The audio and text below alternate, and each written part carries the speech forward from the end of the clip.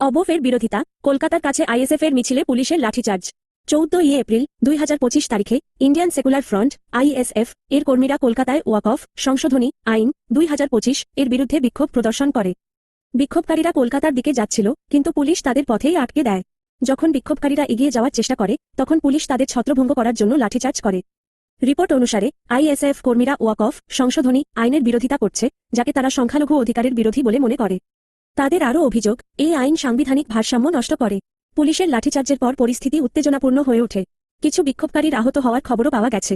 Police বহু বিক্ষোভকারীকে আটক করেছে। এই ঘটনায় এখনও পর্যন্ত আইএসএফ বা পুলিশের পক্ষ থেকে কোনো আনুষ্ঠানিক বিবৃতি আসেনি। এটা মনে রাখা গুরুত্বপূর্ণ যে ওয়াকফ সংশোধনী আইন 2025 সারা দেশে বিরোধিতার সম্মুখীন হচ্ছে। এই আইনের উদ্দেশ্য হল ওয়াকফ সম্পত্তির প্রশাসনকে নিয়ন্ত্রণ করা, কিন্তু অনেক মুসলিম সংগঠন এবং রাজনৈতিক দল এর বিরোধিতা করছে।